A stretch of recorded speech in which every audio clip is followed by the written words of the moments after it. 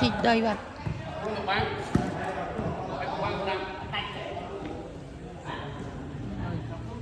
trời ơi vậy là sao ra anh tru vắt lên nắng hai không thấy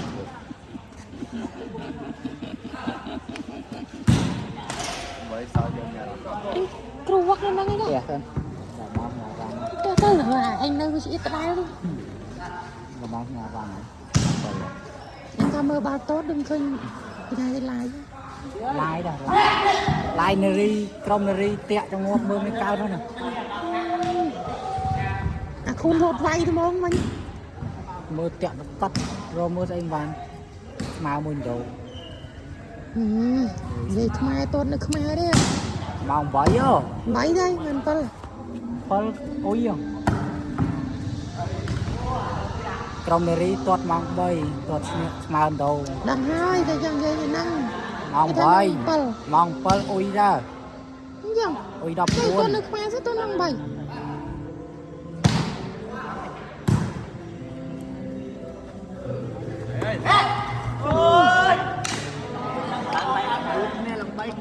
à khôn rồi giờ tin lúc á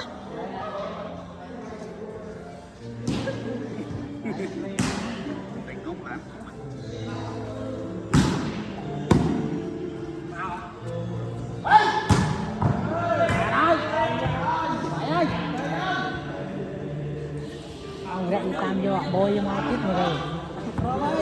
ê à mong có một lực phết bay mơn nè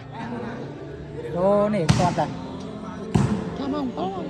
ôi trong đây ôi mong bay đây bàn phơi từ rồi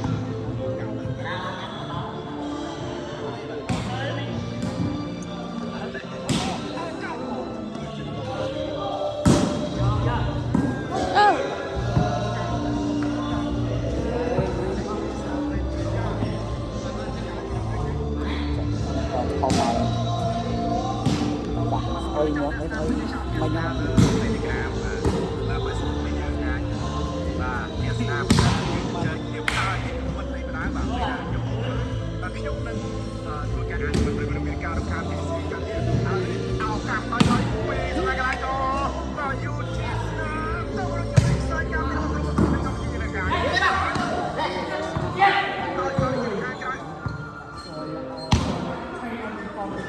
tôi lại nếu có một cái chuyện chứ mô đại mày em ai chứ giờ thọt rồi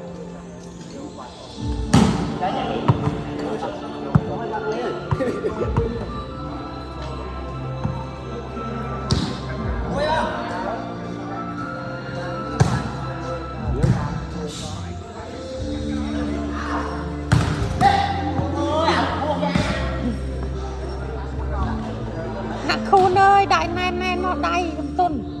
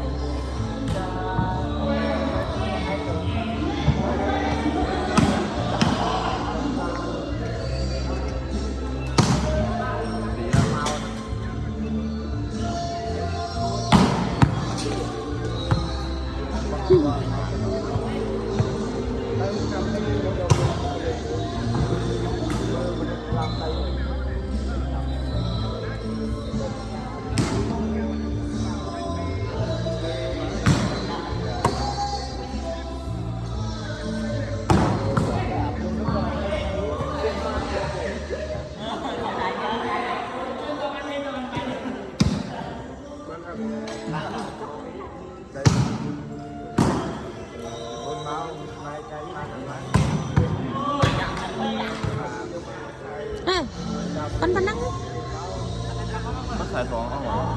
này tôi vay về trong bật chơi vay còn đại gần sáu mà nữ tật vô làm tật trao về răng bọt rồi ông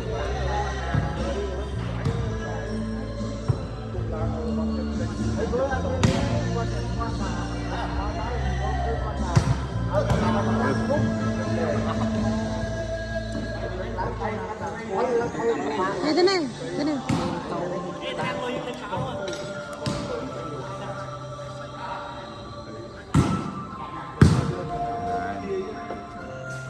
đánh bằng ấy.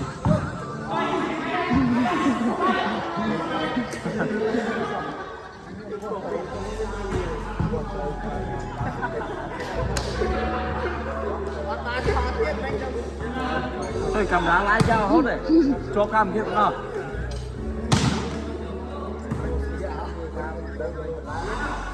Này.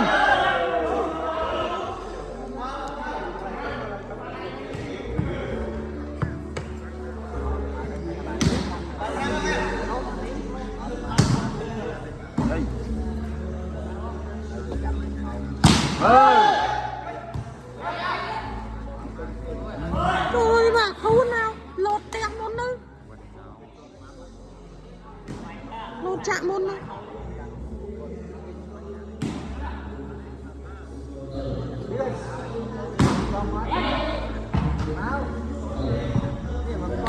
bà làm trường ra do đó đấy chưa bà ấy Đó, họ còn dùng đó.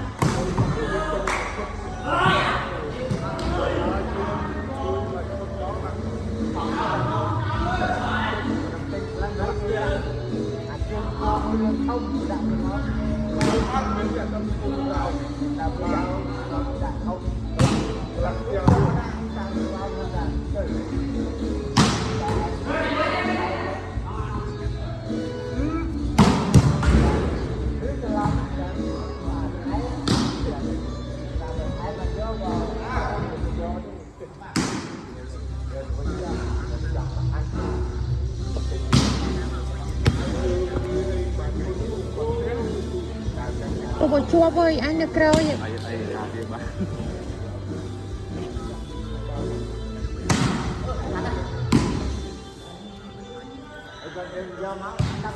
Chị ơi. Luôn mình to rồi. đó là tại cái để tranh này nó mà Tôi cao ai với gì sản rồi. Cuốn nó phải bằng.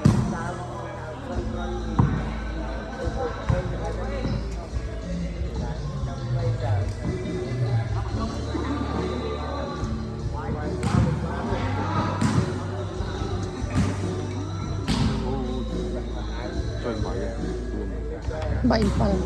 anh em phần rồi hạt lại Thằng này có toàn đồng đâu đâu chỉ sản nó khôn còn đâu. chăm sẽ chậm dân có đâu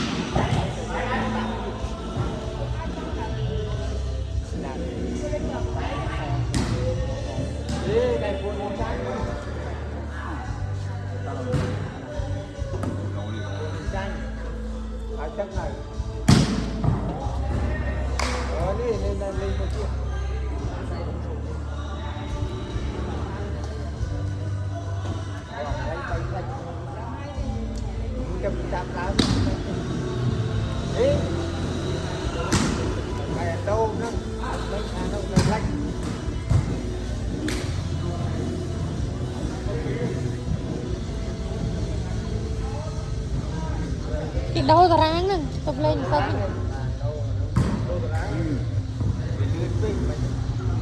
cái đâu bay đâu lên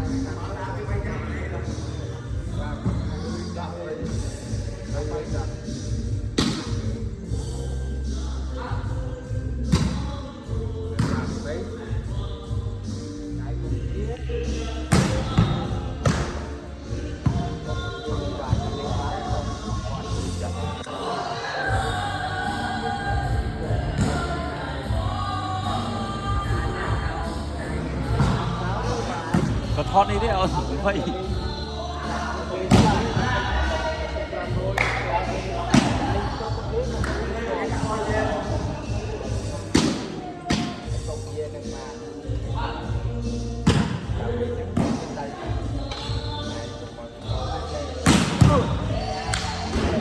anh nhẹ nè tộc anh luôn ơi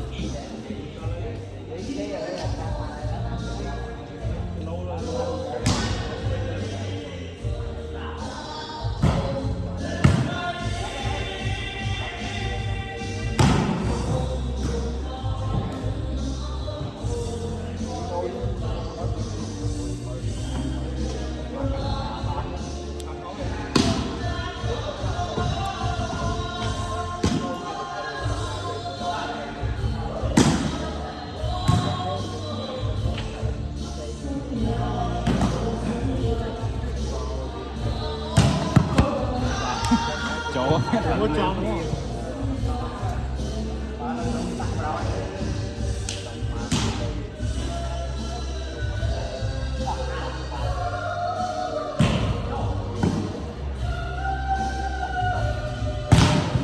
ngàn cho lắm lùng tích men nó cho một vinh chứ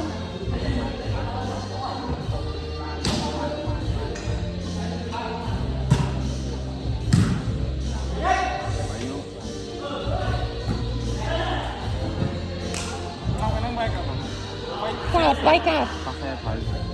cái quay trên cao luôn quay từ cao luôn đợt này chia hiện đây á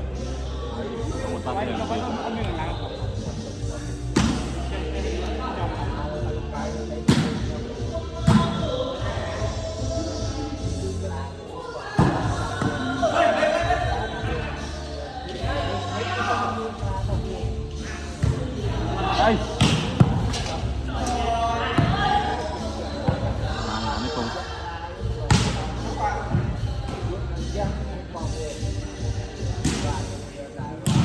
Kia tắc môi này.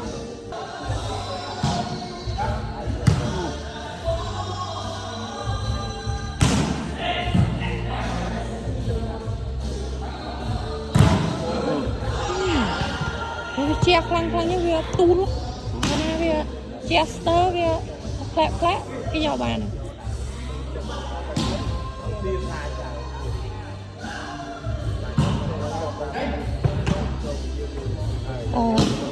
chia sẻ các bạn có khắp nông tí các bạn cả lại nhau các bạn cả lại vào nhau chứ món đây món đây smart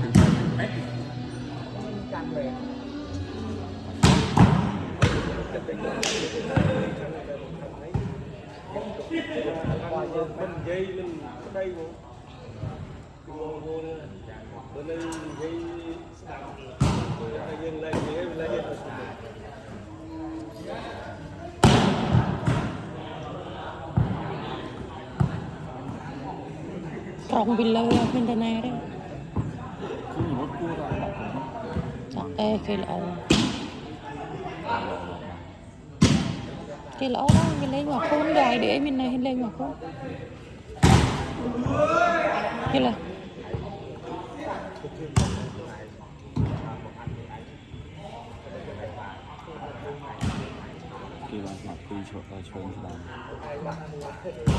chứ có mặt pi các bạn pi đều chà